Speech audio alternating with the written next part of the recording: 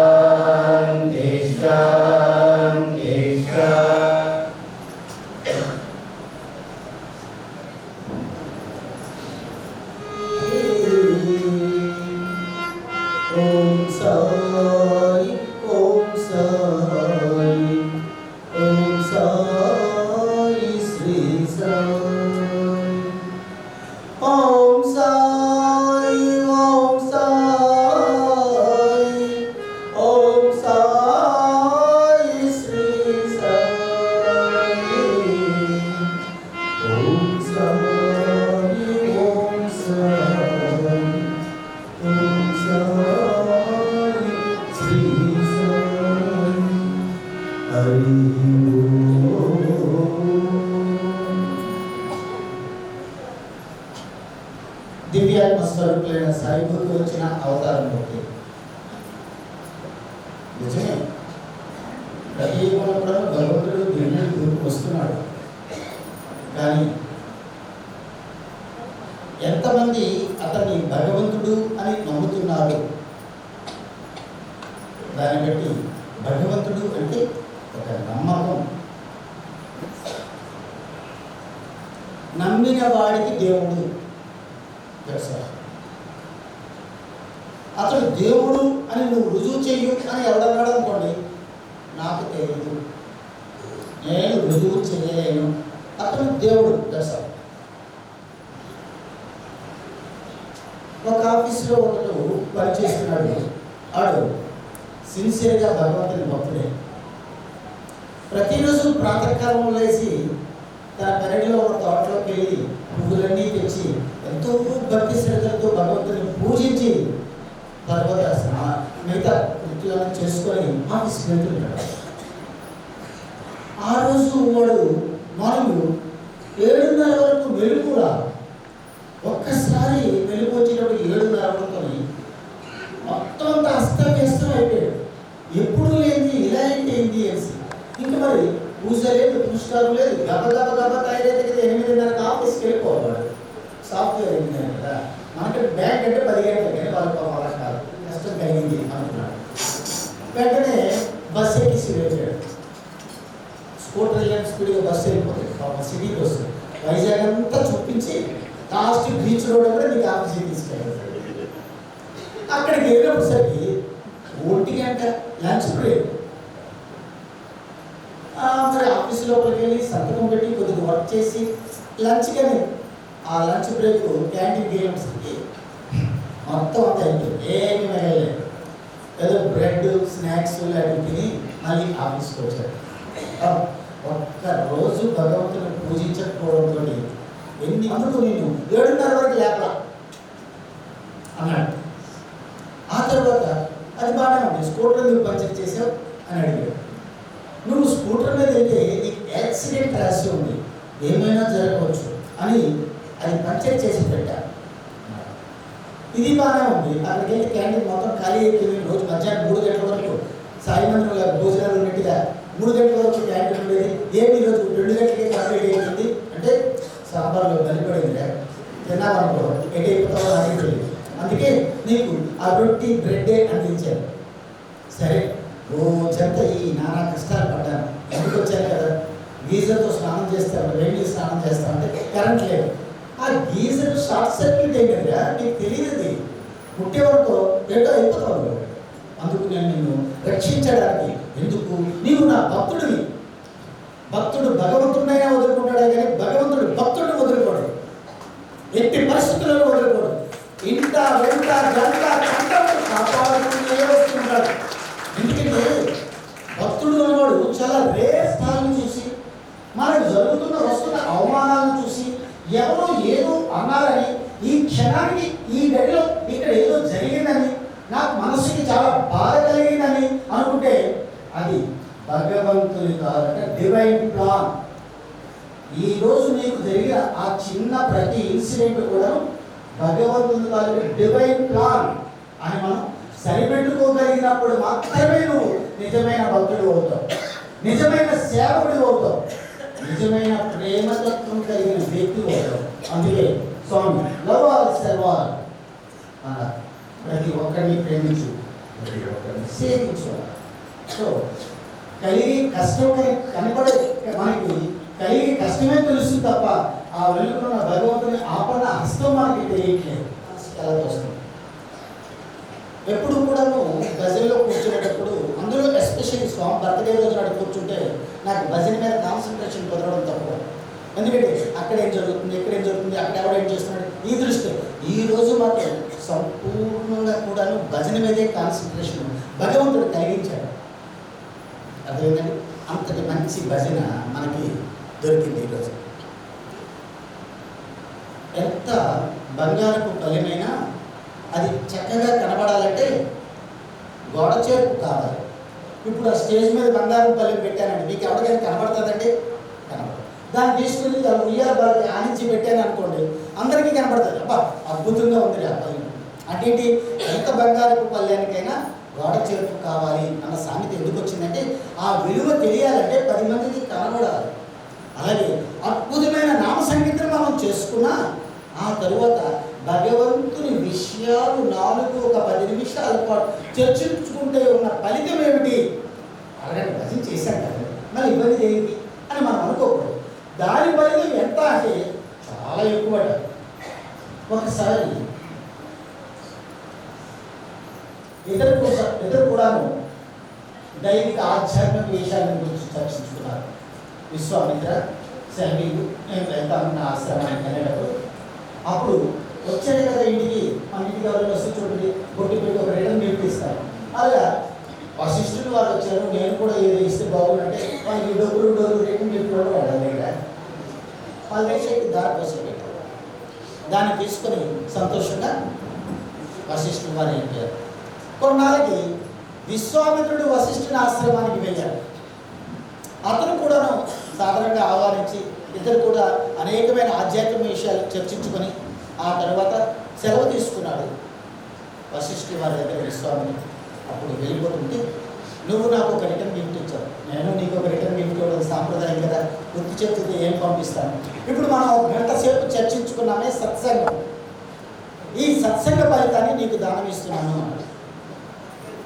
అసలే విశ్వామిత్రుడు ఇంత మొత్తం అయిపోయింది. కానీ బ్రహ్మర్షి కదా, బయటికి అది జన్మతా వచ్చిన రాజరికపు బుద్ధి కదా. కాబట్టి అతన్ని అడిగాడు, గురువు గారు మీరు నాకు గురుతులేరు, మిమ్మల్ని చూసి నేను బ్రహ్మర్షి అవ్వాలని ప్రయత్నించాను, మరి మీరేమనుకోరంటే చిన్న సందేహం అడుగును ఆయన. నేను 10,000 సంవత్సరాల తపోబలాన్ని మీకు ఇస్తే మీరు ఈ 1 గంట సేపు చర్చించుకున్న సత్సంగ ఫలితాన్ని నాకు ఇచ్చారు, దీని అర్థం ఏమిటి అని అడిగాడు. వశిష్ఠుడు చిరునవ్వు నవ్వి, పద మనిద్దరం కలిసి శివుడి దగ్గరికి వెళ్తామన్నారు. వెంటనే ఫ్లైట్ టికెట్ బుక్ చేసుకుని కైలాసం వెళ్ళారు.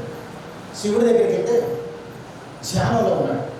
కానీ వచ్చిన వారు బ్రహ్మర్షులని కళ్ళు తెరిచి ఏంటి అడిగి ఈ విషయం చెప్తే, అన్యదా భావించవద్దు, మీరు విష్ణుమూర్తి దగ్గరికి వెళ్ళండి, అతను మీకు సందేహాలు నివారణ చేస్తాడు, నేను ధ్యానంలో ఉన్నాను, నాకైతే ఈ సమస్యకి పరిష్కారం తెలియజేస్తున్నాడు. వెంటనే వాళ్ళు వైకుంఠానికి వెళ్ళారు. అక్కడ విష్ణుమూర్తిని అడిగితే అతను అన్నాడు, ఆదిశేషుడి దగ్గరికి వెళ్ళారు. ఆదిశేషుడు అంటే ఎవరండి కదా, అతను ఎప్పుడు ఏం చేస్తుంటాడు, ఈ భూమి అంతటినీ తన శిరస్సు మీద పెట్టుకొని కాపాడుతూ ఉంటాడు. అంత ఆవేశపరుడైన ఆదిశేషుడు కూడా భూమిని ఎట్టి పరిస్థితులున్నా గురి తప్పుకోకుండా గడి తప్పుకోకుండా అలా శిరస్సు మీద పెట్టుకునే ఉంటాడు. అతని దగ్గరికి వెళ్ళాడు. ఈ సందేహం అయితే అతను అన్నాడు, నేను చాలా బాధ్యత మోస్తున్నాను, ఇది నా తల మీద ఉండగా నేను ఈ సమస్యకి పరిష్కారం ఉండలేదు, కాబట్టి మీరేం చేస్తారంటే ఈ భూమిని కొద్దిసేపు అలా గాలిలో పెట్టండి, మీ సమస్యకు పరిష్కారం ఇస్తారు. విశ్వామిత్రుడు ఏం చేశాడంటే, నా 10,000 మరొక 10,000 సంవత్సరాల తప్పు పొలాన్ని దారపోస్తున్నాడు, ఓ భూగోళమ నీవు ఒక్కసారి 10 నిమిషాల పాటు గాలిలో అలా ఉండు అన్నాడు. అది 1 ఇంచి కూడా కదలా.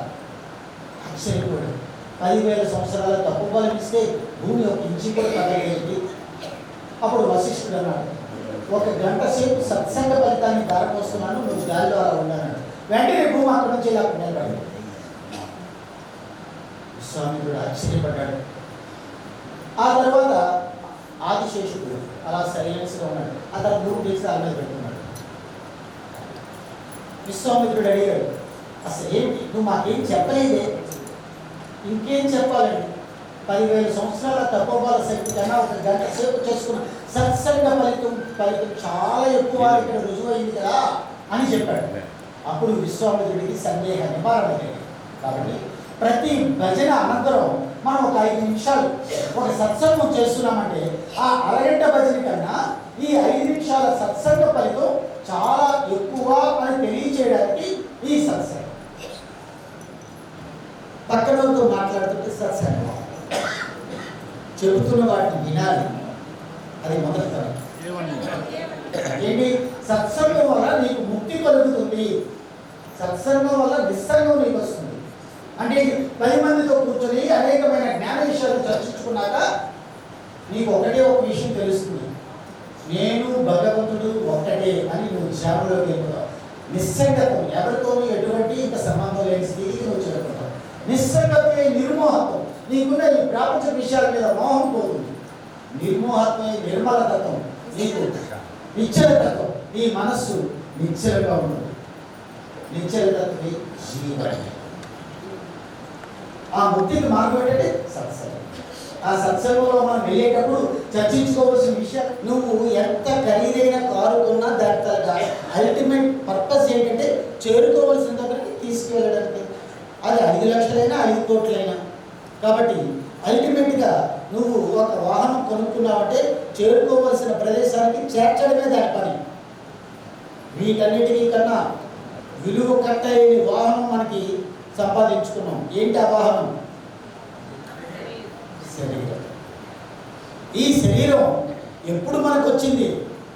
కొన్ని వేల కోట్ల సంవత్సరాలు మన ఆత్మ భగవంతుని గురించి పరితపించి నేను చేరుకోవాలంటే నాకు ఒక ఆధారం కావాలి అని కోరుకుంటేనే అప్పుడు మానవ జన్మించాడు భగవంతుడు. కానీ ఎప్పుడైతే మనిషి భూమి మీదకి వస్తాడో వాడు అక్కడే రాడు, మాయతో పాటు వస్తాడు. ఆ మాయ కప్పేసి ఎందుకు మనం వచ్చామో మర్చిపోతాం. అక్కడ చేరుకోవాలంటే మార్గాలు 2, ఒకటి జ్ఞాన మార్గం, ఒకటి భక్తి మార్గం, 2 ఉన్నాయండి. భగవంతుని చేరుకోవడానికి ఈ 2 మార్గాలు ఉన్నాయి. జ్ఞాన మార్గం కష్టమైంది, దాని వ్యవహారం వేరుగా ఉండాలి, మనకి అంతొద్దు. అందుకే మనకి భక్తి మార్గం సులువు. మనం భగవంతుని భక్తులుగా ఉండడం తప్ప ఇంకేమీ చేయొద్దు. నూతిలోపలికి వెళ్ళి నీరు తాగి బయటకు వచ్చి మళ్ళీ స్నేహితుడైన భక్తుడి దగ్గరికి వచ్చి తన శరీరాన్ని తాను పొందాడు. అప్పుడు ఆ జ్ఞాని అన్నాడు, చూసావా జ్ఞానం ఎంత గొప్పదో, దానివల్ల నేను పక్షిగా మారి నా తనకి దాహాన్ని తీర్చుకున్నాను. మరి వాట్ అబౌట్ యూ భక్తుడు ఈ సంగతి ఏంటంటే నీ అంత జ్ఞానం నాకు లేదని అతను ఓం నమో భగవతే వాసుదేవాయ, నాకు దాహం చాలా ఎక్కువగా ఉంది, నా దాహాన్ని తీర్చుకో భగవంతుడా, నేను అనిరాశరణం రాసి నువ్వు ఈ దాహాన్ని తీరిస్తే నేను బ్రతకలేనన్నాడు. ఆకాశం నుంచి గంగ వచ్చి వాడు నోట్లో పడింది. చూసారా? అప్పుడు భక్తుడు అన్నాడు, ఇంత జ్ఞానం సంపాదించిన నువ్వు ఒక అల్పజీవిగా పక్షిగా మారి ఎక్కడ నీరుందో వెతుక్కున్నావు. భక్తి మార్గం భగవంతుడే మన దగ్గరికి వస్తాడు. అందుకే పుట్టపర్తి వెళ్తే భగవంతుడు నీ దగ్గరికి వస్తాడు. నడయాడే దేవుడు నడుచుకుంటూ వస్తాడు. నువ్వు తిరుపతి వెళ్ళనవసరం లేదు, శ్రీశైలం వెళ్ళనవసరం లేదు, కేరళ అంటే అయ్యప్ప స్వామి దగ్గరికి వెళ్ళనవసరం లేదు, ఆపసోపాలు పడనవసరం లేదు. నీవు ప్రశాంతంగా కూర్చో, ధ్యానం చేసుకో, భగవంతుడే నీ దగ్గరికి వచ్చి దర్శనమిస్తాడు. ఎప్పటి దగ్గరికి? భక్తుడు. సో భక్తి అనేది చాలా గొప్పది, సులభమైన, ప్రతి ఒక్కరూ ఆచరించడానికి అనుకూలమైనది. దీనికి ఈ మధ్యలో మనకి ఒక ఉదాహరణ పడింది. మరి అందరూ స్టేజ్ మీదకి వెళ్ళాక అప్పుడు స్వామి వస్తారు కదా. అయితే వాజ్పేయి ఆరోగ్యం బాగాలేదు, స్టేజ్ ఎక్కలేదు. కానీ స్వామి వెళ్ళడానికి ఒక లిఫ్ట్ పెట్టున్నారు. ఆ లిఫ్ట్ దగ్గరికి వాజ్పేయిను అతని తలక సెక్రటరీ ఇద్దరు వెళ్ళారు. అక్కడ మనకి వైశ్యరాజ కృష్ణ లాంటి సేవలు పెట్టున్నారు. ఇది స్వామి తాలక లిఫ్ట్, స్వామిని మాత్రమే మీద పంపించాలి, ఏ బ్రహ్మదేవుడు వచ్చినా పంపించకూడదు అంటే వాజ్పేయిను ఆ సెక్రటరీ వస్తే అది చూసి, సాయమండి వాజ్పేయి గారు క్షమించండి, ఇది స్వామి తాలక లిఫ్ట్, దీని మీద అతని తప్ప ఎవరిని ఎక్కించదని నాకు ఆజ్ఞ ఇచ్చారు అన్నాడు. వాజ్పేయి చూశాడు, అతను కూడా వీల్ చేయలేదు, అది ఆరోగ్యం బాధ. సెక్రటరీకి అన్నాడు, మనం ఆ మీదకి ఎలాగైనా చూస్తే జనాలు విపరీతంగా ఉన్నారు, ఎవరెక్కడ తొక్కేస్తాడో మనకే తెలియదు, పదా మనం ఇంటికి వెళ్ళి రూమ్కి వెళ్ళిపోదాం. ఆ రూమ్కి వెళ్ళారు. స్వామి వచ్చారు, లిఫ్ట్లో మీదకి వెళ్ళారు. అక్కడ కూర్చున్నారు. వాజ్పేయి ఎక్కడైతే అకామిడేషన్ ఇచ్చినారో ప్రశాంత్ అనే పట్టణ వాటిలో విఐపి గెస్ట్ హౌస్లో అతనికి ఇచ్చినారు. అక్కడికి పోనీదన్నారు. అక్కడికి వెళ్ళాక 1.5 గంటల సేపు స్వామి వాజ్పేయితోనే ఉన్నారు. అంటే ఏంటి? భగవంతుడే భక్తుడిని వెతుక్కుంటూ వెళ్తాడు. భగవంతుడే భక్తుడిని వెతుక్కుంటూ వెళ్తాడు. భక్తుడు రానవసరం లేదు. ఆకాశంగా ఆ భక్తుడి నోట్లో ఎలాగైతే పడిందో సత్యసాయినాథుడు వాజ్పేయిని వెతుక్కుంటూ అలాగే వెళ్ళాడు. సో వాజ్పేయి కళ్ళమ్మ నీళ్ళు పెట్టి చాలా ఆనందపడ్డాడు. స్వామి గంటన్నర సేపు తనతో ముచ్చటించాడు. అక్కడైతే 10 మందిలో స్టేజ్ మీద కూర్చుంటారు, ఏమీ మాట్లాడుకోరు. అలాగే ఒకసారి వాజ్పేయి తాలూకా అతను పిఎం కదా, ఎక్స్పిఎం కదా, ఎక్స్పిఎంగా ఉన్నారు. అప్పుడు అతని దగ్గరికి భక్తులకే కాదు, భక్తుడు కాని వారికి కూడా భగవంతుడి దర్శనాన్ని అందజేస్తాడు. తన యొక్క ఆపన్నస్తాన్ని ఇస్తాడు. ఒకసారి గాలిలో విమానం వెళ్తుంది, అది ఇంజిన్ ఫెయిల్ అవడమే పైలట్ అందరూ కూడా చాలా గాబరపడ్డారు. అందరూ అల్లా కళ్ళలో అయిపోతున్నారు. అందులో ఒక సాయి భక్తురాలు ఎయిర్ హోస్టెస్, ఆవిడ అందరినీ ప్రశాంతంగా ఉండండి, ఏమీ కంగారు పడద్దు అని పైలట్ దగ్గరికి వెళ్ళి మీరు ప్రశాంతంగా ఉండండి, అంతా సర్దుకుంటుందని సాయి గాయత్రి 9 సార్లు చెప్పింది. ఆ 9 సార్లు సాయి గాయత్రి చెప్తున్నప్పుడు ఆకాశంలో సత్యసాయి బాబా అలా కనబడుతూనే ఉన్నారు. పైలట్స్ ఇద్దరు చూస్తున్నారు, బాబా గారు కనపడుతున్నారు అని వాళ్ళకి ధైర్యం వచ్చింది. భగవంతుడు ఉన్నాడు ఇక్కడ మనకి. సో అది ప్రశాంతంగా ల్యాండ్ అయింది. సో భగవంతుడు ఎప్పుడు కూడా తన భక్తుల్ని వదులుకోడు అన్నదానికి బాబు కోరుకున్న పురోహితుడు ఇంటింటికి వచ్చి పౌరోహిత్యం చేస్తాడు. పురోహితుడు అంటే పురమతాలకు బాబు కోరుకునేవాడు, పౌరోహిత్యము అంటే పౌరుల యొక్క బాబు కోరుకునేవాడు. అటువంటి వారందరినీ కూడా ఈ బంగారు తండ్రి వేదిక దగ్గర తీసుకొచ్చి ఒకరోజు సన్మానం చేసి వారికి నూతన వస్త్రాలు ఇచ్చారు. వాళ్ళందరూ ఎంత ఆనందిస్తారు కదండి. అలాగే మనందరం ఈరోజు ఇంత ప్రశాంతంగా మన భారతదేశంలో ఉంటున్నామంటే ఇద్దరు కారణం అండి. బార్డర్ నుండి ఎటువంటి ఆటంకాలు రాకుండా జవాన్లు కాపలా కాస్తే మన తిండికి లోటు లేకుండా కిసాన్లు పంటలు పండిస్తున్నారు. జై జవాన్ జై కిసాన్. కొంతమంది రైతుల్ని, కొంతమంది జవాన్లు తీసుకొచ్చి ఇక్కడ సన్మానం చేసి వారందరికీ కూడా నేను గౌరవించడం జరిగింది. అలాగే అనేక సంవత్సరాలుగా సాయి సంస్థలో భక్తులుగా సభ్యులుగా ఉన్న వృద్ధులు నడిచి రాలేని స్థితిలో ఇళ్లలో మంచం మీద ఉండిపోయిన వారికి కూడా ఒకరోజు ప్రత్యేకించి వారందరినీ తీసుకొచ్చారు. వారు కూడా చాలా ఆనందపడ్డారు. చాలా కాలం అయింది మందిరానికి వచ్చేది. వాళ్ళందరికీ పిలిచి నూతన వస్త్రాలు ఇచ్చి ఈ శుభ సందర్భంగా వారికి కూడా మేము గౌరవించడం జరిగింది. అలాగే నేటికి 11 సంవత్సరాలుగా నిత్య నారాయణ సేవ, ఎక్కడైనా నారాయణ కూర్చోబెట్టి భోజనాలు పెట్టే ప్రసక్తే కాదు. ఎవరైతే వృద్ధులు ఉన్నారో, ఇంటిలో ఏ పనులు చేసుకోలేని స్థితిలో ఉన్నారో, వారికి ఆదరించే కొడుకులు కానీ కూతుర్లు కానీ లేకుండా ఏకాకిగా ఉన్నారో అటువంటి వారిని ఎంపిక చేసి ఇక్కడ వంట చేసి, అమ్మ వంట అంటే బియ్యంతోనే వంట కాదు, బియ్యమే, కానీ ప్రతిరోజు కూడా ఒక పిడికెడు పూజా బియ్యం కూడా దాంట్లో వేస్తాము. ఈరోజు తండ్రులార్చన బియ్యంతో చేశాం కదా, ఇదంతా సెపరేట్గా ఒక దగ్గర ఉంచుతాం. రోజు 10 కేజీలు రైస్, 15 కేజీలు రైస్ వండినప్పుడు దాంట్లో పిడికెడు ఈ పూజా బియ్యం వేస్తాం, బియ్యం వేస్తాం. దీనివల్ల ఏంటంటే అది ప్రసాదంగా మారుతుంది. ప్రసన్నతేతి ప్రసాద, మన శరీరానికి ఏదైతే ప్రసన్నతను అందజేసుకుంటుందో దాని ప్రసాదం అన్నారు. కాబట్టి అటువంటి ప్రసాదాన్ని 60 ఇళ్ళకి స్కూటర్ మీద తీసుకెళ్ళి వారి ఇళ్ళకి అందజేయడమే ఈ అన్నదానం. సత్యసాయి సేవా సంస్థ అన్నదానం కనుక నాకు తెలిసి board school, girls school, boys school, ఆ కాలేజీ, ఈ కాలేజీ కష్టాలు లెక్క పెడితే ఒక 5, 10 వస్తాయి. కానీ 25 ఉన్నాయండి స్కూల్స్. 25 స్కూల్లో 9,900 మంది విద్యార్థులు ఉన్నారండి స్టాఫ్తో.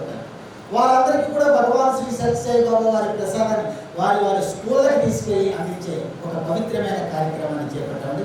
ఆ స్కూల్ వాళ్ళు అంటున్నారు, మన ఊళ్ళో 9,900 మంది స్టూడెంట్స్ ఉన్నారా, 25 స్కూల్స్, కాలేజీలు ఉన్నాయి, వాళ్ళకి కూడా పాపం తెలియట్లేదు. అలాగే సోంపేటలో ఎన్ని ఇళ్ళు ఉన్నాయి అని అడిగితే ఎవరైనా చెప్పలేకపోవచ్చు, కానీ సత్యసాయి సేవా సమితి చెప్తున్నాను, సోంపేటలో ఉన్న ఇల్లు 5,000. 5,000 ఇళ్ళకి కూడాను స్వామితాలకు లాడు ప్రసాదం, ఫోటో, విభూది ప్యాకెట్ అందజేయడం జరిగిందండి. వాళ్ళ ఇళ్ళకి వెళ్ళి అది వాళ్ళందరూ చాలా ఆనందపడ్డారు. మా ఇంటికి స్వయంగా మీరు ప్రసాదం తెచ్చిస్తున్నారని. అలాగే ప్రశాంత్ నగర్లో స్వామితాలకి 15 అడుగుల ఫోటో గోడకి పెట్టారండి. అది టైల్స్తో తయారు చేసి దాన్ని చూసి ఆ రోజే అనుకున్నాం, ఇది మన మందిరంలో ఉంటే బాగుందని. ఇక్కడికి వచ్చి మేము చర్చించుకుంటే ఉట్ల మేనకేత బ్రదర్ అన్నారు, అది తెచ్చి పెట్టండి, ఎంతైనా నేను చేస్తానన్నారు. అది 25,000 అయిందండి. ఇప్పుడు మనకి గణేష్ టెంపుల్ ప్రాంగణంలో కనబడుతున్న ఆ ఫోటో అది 13 అడుగుల ఎత్తు 3.5 అడుగుల వెడల్పుతో దాన్ని మొన్ననే ఇనాగ్రేట్ చేసాం. మీరు వాట్సాప్లో స్టేటస్లో చూస్తుండొచ్చు. సో అది ఈ సంవత్సరం ప్రత్యేకంగా చేసుకోవడం జరిగింది. భగవాన్ శ్రీ సత్యసాయి వారి 100వ జన్మదినోత్సవం సందర్భంగా 200 ఇళ్లలో గృహనామ సంకీర్తన చేసుకోవడం కూడా జరిగింది. తర్వాత మా సేవాదళ సభ్యులు ఇటు మహిళలు ఇటు యువత హాస్పిటల్స్ కూడా వెళ్ళి రోగులకి పరామర్శించి వారికి పళ్ళు రొట్టెలు అందించిన సేవ కూడా చేశారండి. మన యూత్ అయితే కొన్నిసార్లు గవర్నమెంట్ హాస్పిటల్కి వెళ్ళి స్టాఫ్కి అటున్న పేషెంట్స్కి అల్పాహారం కూడా అందించిన సేవలు చేశారండి. నెక్స్ట్ రామసేవే గ్రామ సేవ, పల్లె సేవే పరమాత్మని సేవ అని స్వామి నినాదంతో పల్లెలకు వెళ్ళి అక్కడ స్వామిని ఊరేగించి ప్రతి మనిషికి కూడా ప్రసాదాన్ని పంచిపెట్టి వారికి కూడా భగవాన్ శ్రీ సత్యసాయి బాబా వారి దర్శనం అయ్యేట్టుగా కొన్ని గ్రామాల్లో మేము గ్రామ సేవలు కూడా నిర్వహించుకున్నాం. ఈ ప్రతి సంవత్సరం జన్మదినోత్సవానికి పేదలకి దుప్పట్లు ఇస్తాం. ఈసారి 200 మంది పేదలకి దుప్పట్లు అందజేసే కార్యక్రమం కూడా చేసుకున్నాం. ఈరోజు ఉదయం 5 నగర సంకీర్తనతో ఊరంతా ఇంచుమించుగా కవర్ చేసుకున్నామండి. అలాగే 5 నగర సంకీర్తనలో కూడాను మన మహానగర సంకీర్తనలో 5 జంక్షన్స్లో 5 కేకులు పెట్టి కట్ చేసే భక్తులు, అది కూడా చాలా ఆనందంగా చేసుకున్నాం. ఈరోజు ఇక్కడ మన దివ్య మందిరంలో 2500 నుండి 3000 మందికి స్వామి ప్రసాద భోజనాలు కూడా అందజేయడం జరుగుతుంది. అన్నిటికన్నా ముఖ్యమైనది ఏంటంటే ప్రపంచంలో ఏ ఆధ్యాత్మిక సంస్థకి ప్రత్యేకత సత్యసాయి సేవా సంస్థకి ఏంటి ఉందంటే 365 రోజులు భజనలు జరుగుతాయి, 365 రోజులు నగర సంకీర్తనలు జరుగుతాయి. భజన మనిషి ముక్తి పొందడానికి, నగర సంకీర్తన సేవ ప్లస్ ముక్తి, అంటే పుణ్యము పురుషార్థము 2 వస్తాయండి. మీరు ప్రాతకాలంలో వెళ్తూ భగవన్నామం జపిస్తుంటే పడుకున్న వారు భగవన్నామంతో వాళ్ళు లభిస్తారండి. కాబట్టి ఆ 2 ఇటువంటి కార్యక్రమాలన్నీ కూడా సత్యసాయి సేవా సంస్థలో మనం నిర్వహించుకుంటూ జరుగుతుందండి. సైగా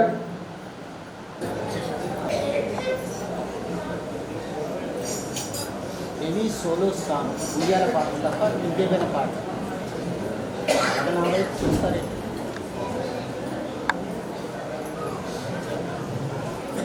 ఒకరు పాడతారా, ఇద్దరు పాడతారా? కనుక మైకే పడండి.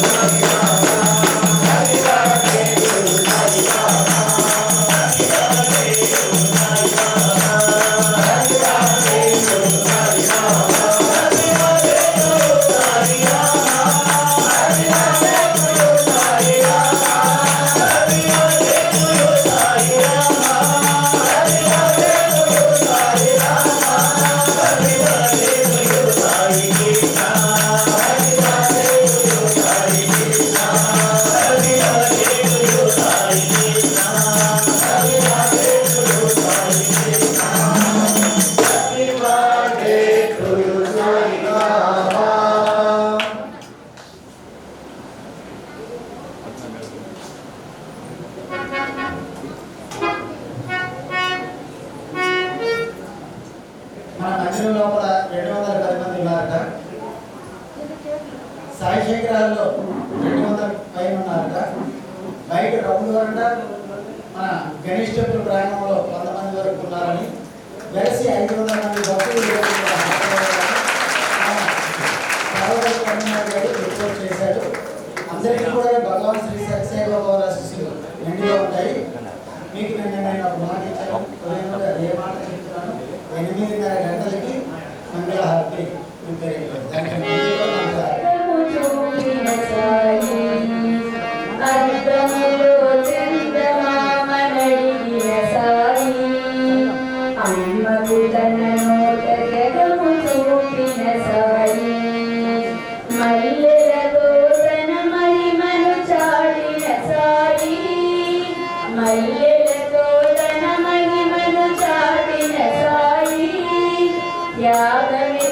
యోగమని చూపిన సాయి త్యాగమితన యోగమని చూపిన సాయి చిరునవ్వుల వెన్నెలలు చల్లని స్వామి పలుల ముత్యాలు చిలుకు ప్రేమమూర్తిని పరిగుయ్యాల సత్య సాయిని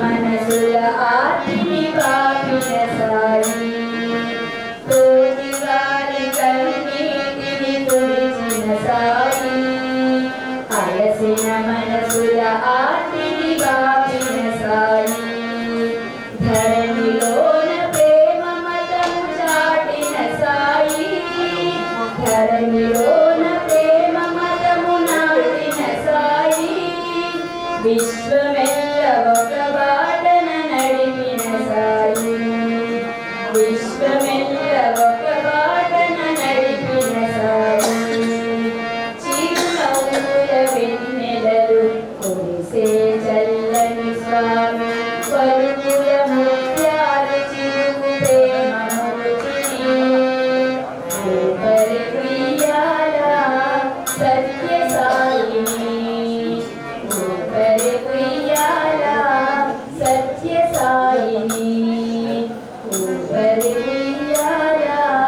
సత్య సాయిని సత్య సాయిని గాలి జోలాలి సత్య భవనించు మా తండ్రి పుటపర్తి గాలి జోలాలి సత్య భవనించు మా తండ్రి పుటపర్తి గాలి జోలాలి సత్య కరుణమరచిన ఈ కలియుగంబున నేడు కారుణ్యమును సింహకిలవేసినావు కారుణ్య హృదయాయ రాజుజో సత్యము శాంతి ప్రేమలను పోషించు కళ్యాణమునధామ కరుణించినావు కళ్యాణ ఆత్మ పరమాత్మల అభినామాలు సాధకులని హృదయపచమలోచినావు సాధన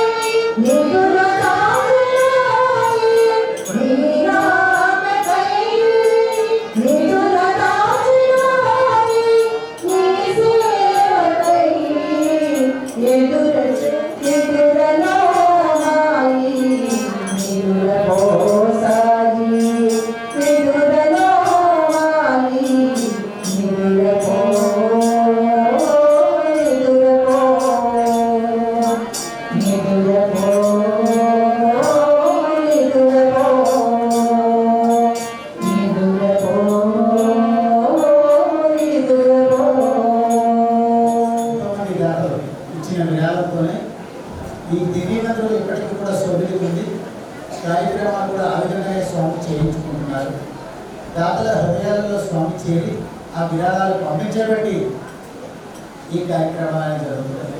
అయితే దాతలు విరాళం ఇచ్చినా సరే చేయవలసినంతను సేవలే. ఆ సేవలు నిరంతరం కూడా కృషి చేసి ఈ కార్యక్రమాలను జయప్రదం చేస్తున్నారు.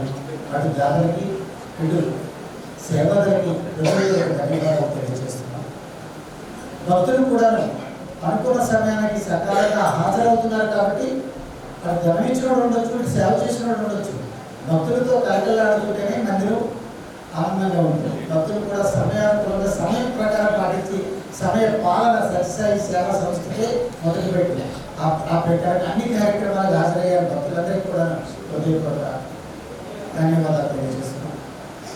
రోజు ఉన్న మందిరానికి ఈ రోజు ఉన్న మందిరానికి తేడా ఏంటంటే ఇటు అందమైన పూల అలంకరణ, అలాగే చక్కని గుర్తు లైట్లు అలంకరణ, అటు ఎలక్ట్రిసిటీ వారికి ఇటు పూల అలంకరణ చేసిన వారికి కార్పెట్ డెకరేషన్ అత్యంత అద్భుతంగా తీర్చిదిద్దిన మహిళా అందరికీ కూడా అసలు ఆ డిజైన్ ఇచ్చిన వారికి అందరికీ కూడా హృదయపూర్వక ధన్యవాదాలు తెలియజేస్తున్నాను. వాళ్ళంటే చెప్పడం పట్టేస్తారు.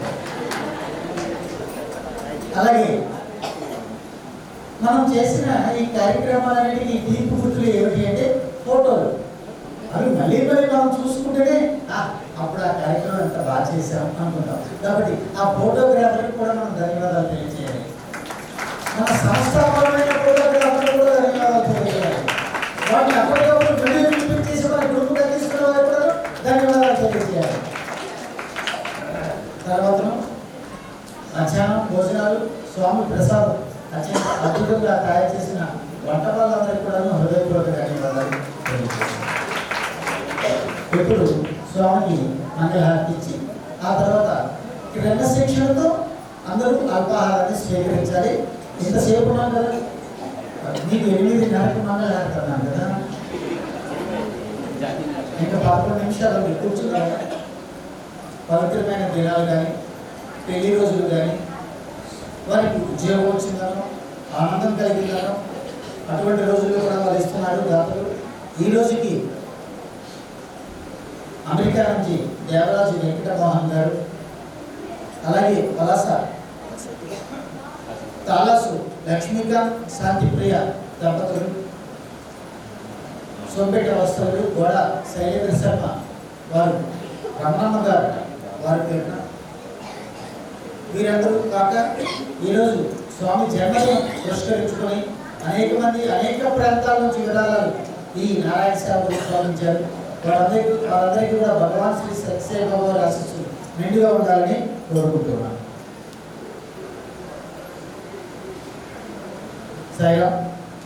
మంగళహారతి వైశ్యరాజు కృష్ణ, పూర్ణ, రాణి.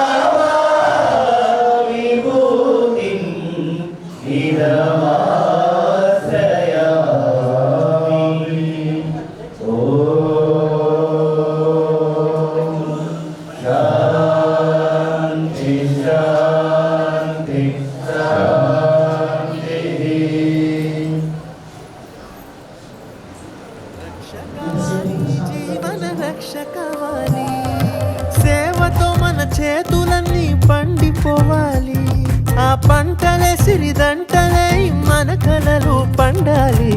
సాయి మాటే మాట కావాలి, మనకు సాయి బాటే బాట కావాలి. సాయితోనే బ్రతుకు నిండాలి, మనము సాయిలోనే ఉండిపోవాలి. ఊరు వాడ ఏకమవ్వాలి, సాయి సందేశం చేరవేయాలి. సత్యం ధర్మం శాంతి ప్రేమే మనలో విస్తరిల్లాలి, జగతిని విస్తరిల్లాలి. సత్యం ధర్మం శాంతి ప్రేమే మనలో విస్తరిల్లాలి, జగతిని విస్తరిల్లాలి. విస్తరిల్లాలి, జగతిని విస్తరిల్లాలి. విస్తరిల్లాలి, జగతిని విస్తరిల్లాలి. సాయి రామ్ సాయి రామ్ సాయి రామా, సాయి రామ్ సాయి రామ్ సాయి రామా, సాయి రామ్ సాయి